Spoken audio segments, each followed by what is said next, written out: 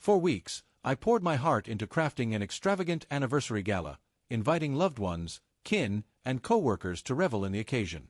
Every element was perfect. Twinkling lights draped the venue, and a lively band filled the air with vibrant tunes. To those around me, I glowed with joy, my laughter echoing as I glided across the dance floor in a breathtaking dress. Yet, beneath the sparkling veneer, I missed the subtle grief in my husband's eyes. Caught up in the whirlwind of praise, the chime of toasting glasses, and the rush of being the evening star, I didn't notice his quiet pain. My colleagues teased about my free-spirited, almost unattached demeanor, and in my excitement, I leaned into their jests, twirling with friends, laughing freely, and soaking in the warmth of their admiration. The thrill of being the center of attention was exhilarating, but in my joy, I unknowingly pushed away the one whose love for me was steadfast and selfless.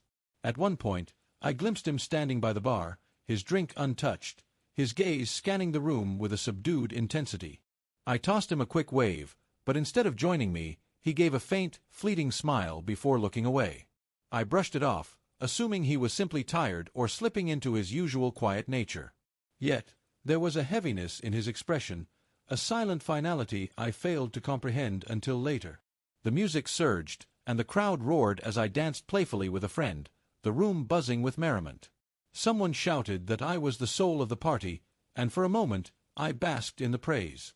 But when I spun around, the spot where my husband had been was vacant, his full glass abandoned on the bar. My heart faltered, though I convinced myself he'd only stepped away briefly. Minutes stretched into nearly an hour.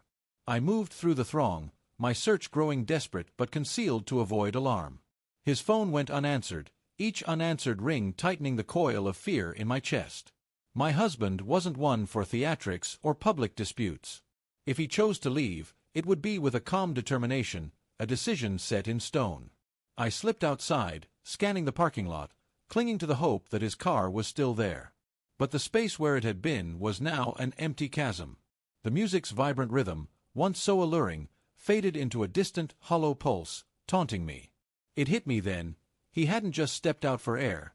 He had walked away from the celebration, from me, from our life together. Panic surged as I dialed his number again, my hands trembling, but the silence on the line was deafening. Inside, the party carried on, oblivious to the collapse of my world. The once magical lights now burned my eyes, a stark reminder of my blindness. The music, once uplifting, now overwhelmed me, its intensity suffocating. I left the event early, offering vague excuses, my mind consumed by dread and remorse.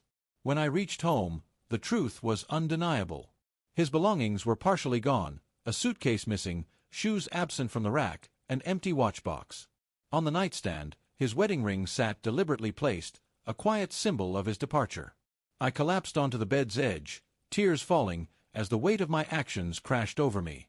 While I had chased fleeting praise and laughter from others, I had overlooked the one man whose love had been unwavering and true. He didn't raise his voice, didn't argue, didn't beg for my attention. He simply left, his silent exit resounding louder than any words could. Now, when I think back to that night, the music and lights no longer spark joy. They are haunting echoes of the moment I lost him, his quiet departure carrying a weight heavier than any argument we could have had.